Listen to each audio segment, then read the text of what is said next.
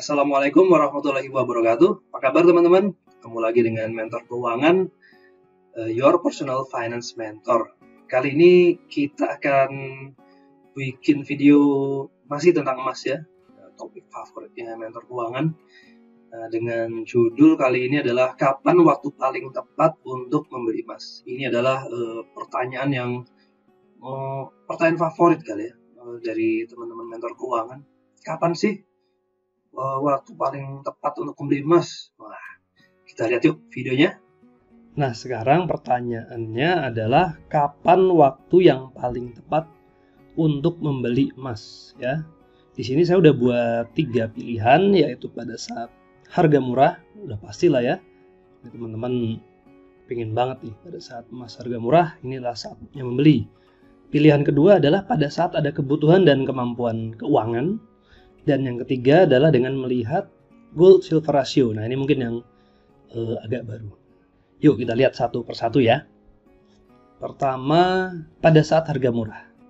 Nah, ini menurut saya pada saat harga murah ini relatif cukup sulit teman-teman. Karena misalnya kita lihat grafik dengan harga US dollar per gram ya.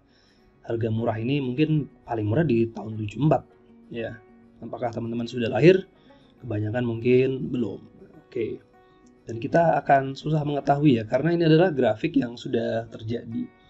Artinya kita nggak, pada saat misalnya tahun 2009, kita nggak tahu nih ternyata titik terendahnya ada di sini. Tiba-tiba dia langsung naik terus.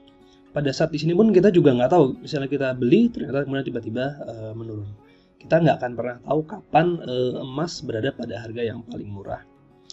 Tapi kalau kita melihat kecenderungannya, trennya ini kalau ini di harga US dollar, kalau kita lihat di rupiah ya, karena di rupiah ini masih ada faktor satu lagi yang menentukan, yaitu faktor nilai tukar rupiah US dollar terhadap rupiah. Kalau kita lihat harganya cenderung naik terus ya. Bandingkan dengan harga spot dolarnya, datar naik di 2000 berapa nih? 2002, 2003 naik. 2011 peaknya turun lagi, naik lagi. Kalau dari 2002 kita lihat dia cenderung naik terus ya teman-teman ya. Di sini aja nih di 2010 dia turun sebentar. Tapi penurunannya mungkin tidak securam ini ya, dolar. Tapi lalu kemudian naik terus. Ya. Nah, ini akan sulit kita mengetahui kapan harga yang paling murah. Kalau kita lihat data per 5 tahun kemarin pun demikian. Dengan US dollar, misalnya kita beli di tahun 2017, ini beruntung ya. Tapi kalau kita beli di tahun 2018, bulan apa nih? Februari, Maret mungkin kita akan merasa menyesal di 2019. Tapi ternyata enggak. Wah, naik terus ya. Demikian pula kalau kita lihat dengan grafik rupiah ya. 2017 kok kayaknya nggak naik-naik gitu ya. Ternyata naik dari 2019 pertengahan, turun lagi. Naik lagi, turun lagi, naik lagi, turun lagi, sampai sekarang. Ini makanya kebanyakan kita disarankan untuk memegang emas ini untuk jangka menengah hingga panjang ya, tidak dalam waktu 1 tahun atau 2 tahun. Kalau bisa minimal 3-5 tahun lah teman-teman beli emas, dan kemudian untuk dijual lagi kalau memang ada kebutuhan. Jadi kesimpulannya, kalau memakai pada saat harga murah ini akan sangat sulit, karena kita nggak akan pernah tahu kapan emas berada harga yang paling murah, paling rendahnya. Apakah di sini, apakah di sini, apakah di sini, apakah di sini, kita nggak akan pernah tahu ya. Nah, cara kedua adalah pada saat ada kebutuhan dan ada kemampuan. Nah, ini yang paling saya suka ini sebenarnya, karena kita hubungkan, kita sandingkan dengan tujuan keuangan. Ya, tujuan keuangan misalnya dana pendidikan. Spesifik dana pendidikan, jumlahnya berapa ya, lalu sudah tercapai berapa juta, dan tentu kita harus mampu mencapainya dan realistis sesuai dengan visi misi tujuan hidup kita, dan ada jangka waktunya. Jadi emas ini akan digunakan untuk apa harus sudah jelas, ada kebutuhannya, dan kemudian kita sesuaikan dengan kemampuan. Kita mampunya beli per minggu misalnya 1 gram, atau per bulan 5 gram, atau per bulan 10 gram ya, disesuaikan dengan tujuan. Kalau ada ketidakmampuan, kurang mampu, teman-teman bisa sesuaikan, cicil ya, per minggu 1 gram, per minggu setengah gram gitu misalnya, sesuaikan dengan kebutuhannya. bisa cicil di bank syariah atau cicil fisiknya secara langsung ya dengan membeli gramasi yang kecil ya. Sekarang udah banyak ya gramasi kecil ya, mulai dari 0,005 bahkan sudah ada. Memang harga per gramnya akan cukup mahal, bisa sampai 1,5 juta rupiah per gram. Namun menurut saya kita kembali lagi ke kebutuhan dan kemampuan. Kalau ternyata teman-teman merasa kesulitan menabung uang tunai dalam waktu sebulan atau 2 bulan, ya tidak ada salahnya sekali-sekali beli yang gramasi kecil. Itu akan lebih baik daripada uangnya terpakai untuk konsumsi yang tidak perlu. Ya, teman-teman bisa like IG follow IG Mentor Keuangan dan Gudang Mas Rehan, dan subscribe Mentor Keuangan Gudang Mas Rehan channel YouTube-nya. Silahkan di share jika ada konten yang bermanfaat. Atau kalau teman-teman mau download ebook Gold Based Financial Planning, silahkan langsung ke mentorkeuangan.com. Bisa pelajari mengenai emas. Nah, yang ketiga ini gold silver ratio. Ini nggak terlalu umum ya dipakai. Kenapa gold silver ratio ini bisa kita gunakan sebagai alternatif pertimbangan kita membeli emas ya. Jadi gold silver ratio itu apa sih?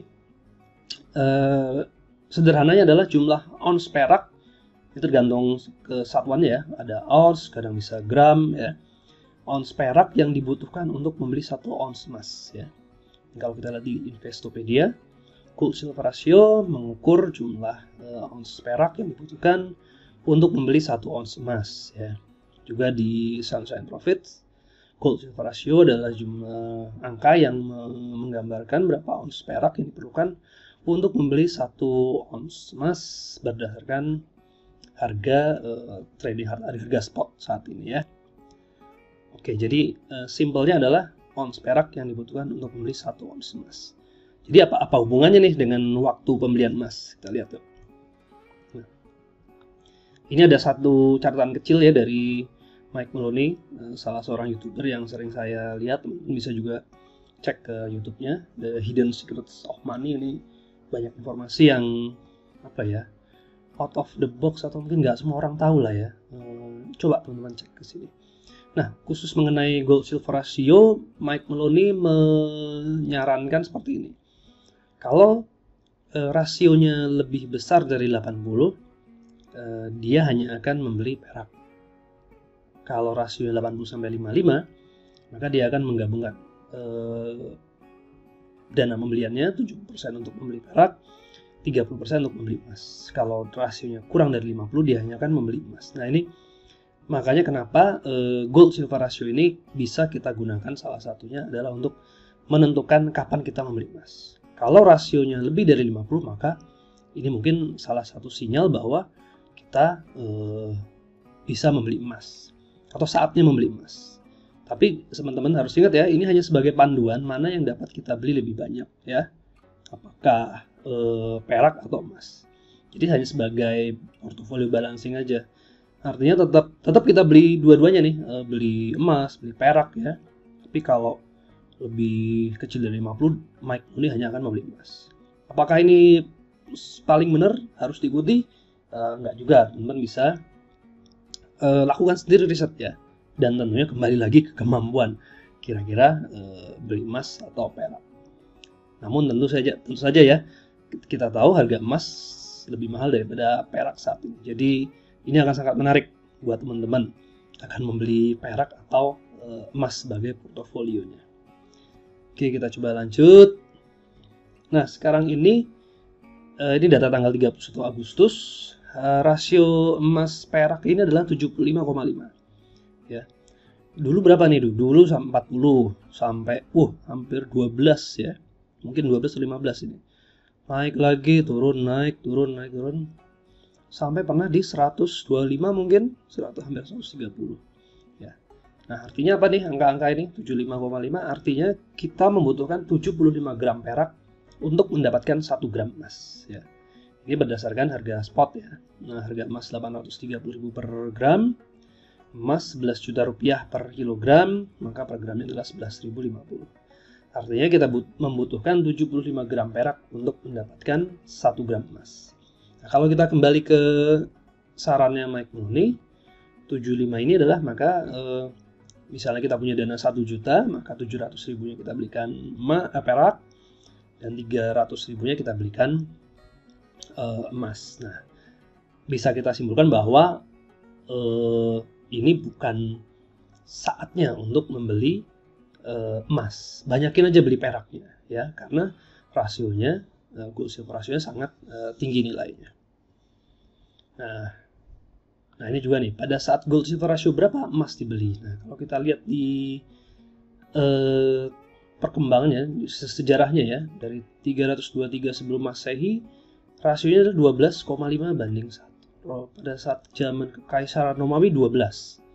Akhir abad 19, 15. Tahun 80, 17. Nah, baru setelah itu sangat tinggi ya, 100, 50, 45, 40, 55. Dan pernah juga di tahun ini ya, 2000 berapa nih? 2019, 2020 dia sampai lebih dari 100. Nah, ini artinya apa teman-teman? Ini terkait dengan sejarah emas ya, sebagai uang yang digunakan sejak ribuan tahun lalu ya.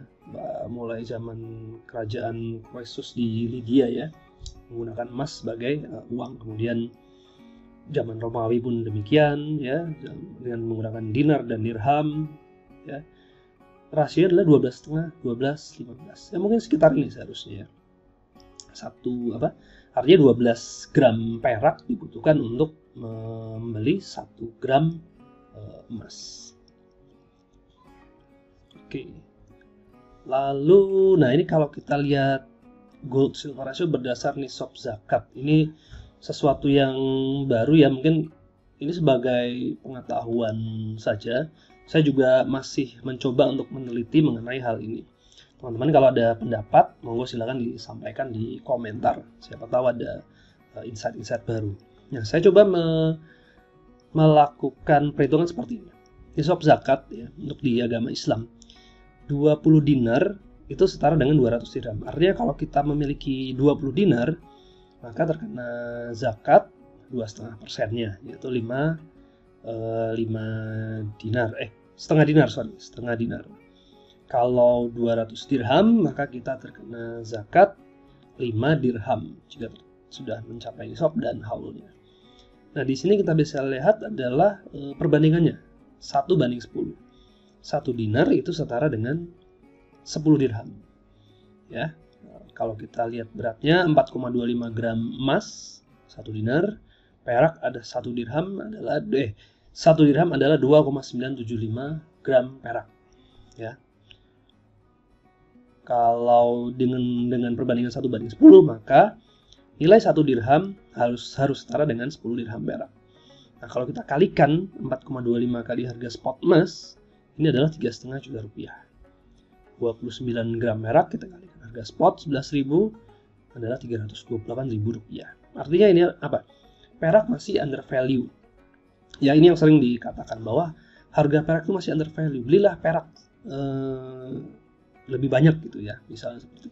Nah, ini artinya sejalan dengan rasio tadi. Kalau kita kembali ke sini, nah ini, butuh 75 gram perak untuk mendapatkan 1 gram emas. Jadi, dan Mike Maloney sendiri mengatakan kalau di 75 sampai 80 ya, bahkan kalau lebih dari 80 dia hanya akan beli perak. Artinya perak ini benar-benar under value dibandingkan dengan emas. Nah, kalau kita lihat harga dinar dan dirham dengan nisab zakat juga demikian. Ini seharusnya dirham ini harganya juga 3,5 juta rupiah, teman-teman. Jadi ini sangat rendah sekali. Kalau kita kalikan 20 dinar juga yang harusnya 70 juta rupiah, dirham ternyata hanya 6,5 juta rupiah, 200 dirham ini. Ya, jadi ini mungkin hampir harus dikalikan 10 kalinya baru nyampe. 6,5 juta kali 10 itu 65 juta. Belum nyampe malah, artinya harus kalikan 10 lagi. Masih under value. Jadi dengan melihat gold silver ratio berdasarkan nisab zakat ini, kita bisa menyimpulkan bahwa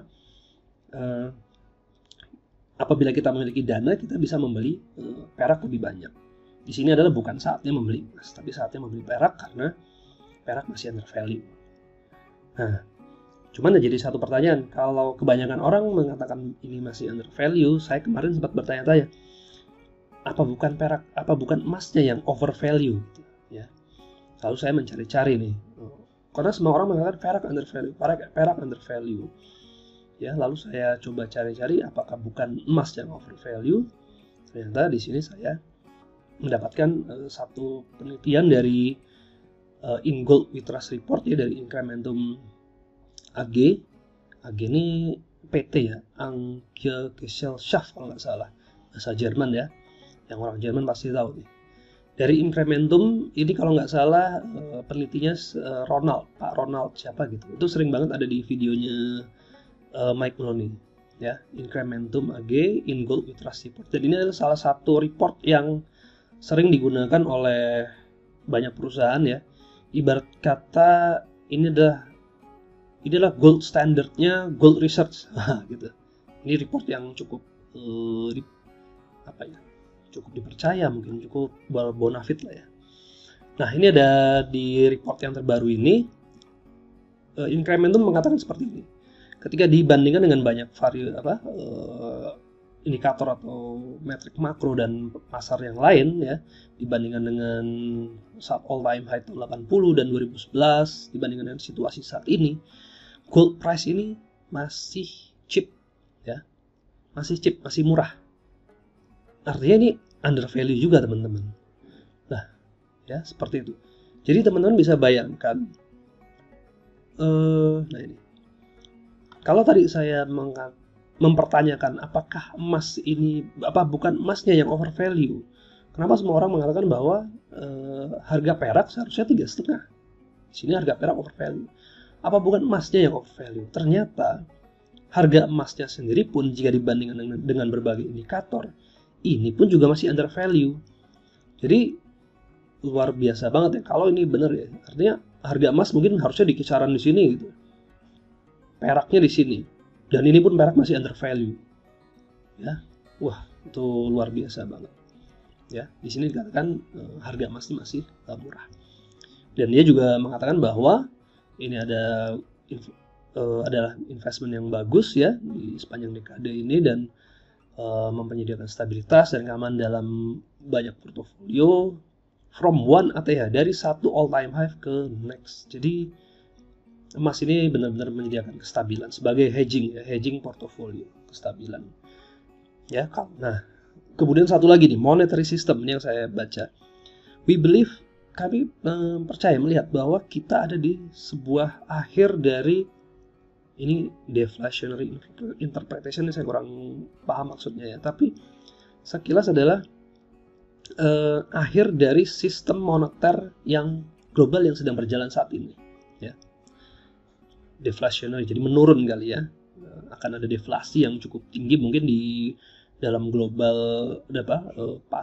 sistem keuangan global, dan akan ada new monetary world order, ya. Akan ada sistem keuangan yang baru. Seperti teman-teman tahu, sistem keuangan saat ini bisa dibilang sudah berusia kurang lebih 50 tahun, ya, semenjak diakhirinya standar emas tahun 71 oleh Amerika, ya. Tidak, artinya mata uang tidak lagi di backup oleh emas dengan berakhirnya perjanjian Bretton Woods. Nah, Incrementum mengatakan akan ada, atau dalam sistem keuangan dunia yang baru nanti, emas akan sekali lagi mengambil peranan penting, ya. Dulu emas sudah ditetapkan sebagai standar emas, dan kemudian berakhir tahun 71, dan akan ada lagi sistem keuangan baru berbasis emas, ya. Ya, emas akan sebagai reserve currency yang stateless, yang global.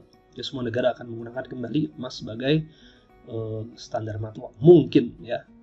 Ini yang dikatakan oleh Incrementum. Oke, jadi kesimpulannya apa nih? Ini kemana-mana jadi, ya. Jadi apakah dengan menggunakan gold silver ratio kita bisa menentukan kapan emas akan dibeli? Ya, kalau rasionya ini tadi lebih dari 80, bisa jadi bukan saatnya beli emas, tapi kita saatnya beli perak malah. Namun kalau saya sih pribadi tetap teman-teman beli keduanya, ya, emas, perak. Perak secara harga lebih rendah dari emas ya sekarang. Teman-teman bisa beli perak itu mungkin per gramnya, ini kan spot ya. Kalau sudah termasuk kemasan atau biaya cetak bisa sampai 20-25 ribu rupiah per gramnya ya. Tapi akan sangat terjangkau dibandingkan teman-teman beli emas 1 gram mungkin 950 ribu ya sekarang. Nah, begitu. Oke, jadi itu kesimpulannya teman-teman. Jadi kapan waktu paling tepat beli emas? Ya pada saat harga murah. Harga murah kapan? Kalau teman-teman tahu ini adalah harga paling murah silakan dibeli kalau tahu ya. Kemudian kalau saat ada kebutuhan dan kemampuan, lakukan pembelian emas ya, sesuaikan dengan kebutuhan.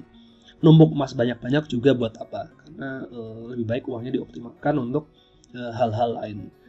Kemudian menggunakan gold silver ratio. Nah, ini kita bisa sebagai salah satu acuan bahwa dengan melihat gold silver ratio yang sekarang 75, teman-teman bisa membeli perak lebih banyak, bukan membeli emas. Jadi ini bukan saatnya untuk membeli emas. Kalau kita lihat berdasarkan shop zakat juga, ini adalah saatnya membeli perak.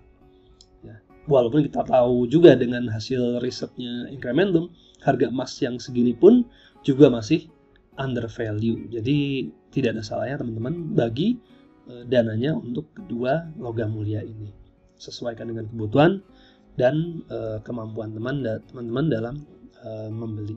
Ya, selalu juga lakukan financial check up untuk selalu mengetahui kondisi keuangan teman-teman. So, jangan lupa lihat terus YouTube Mentor Keuangan dari Gudang Mas Rehan. Kalau mau download bukunya langsung aja pergi ke mentorkeuangan.com. Oke, terima kasih. Assalamualaikum warahmatullahi wabarakatuh.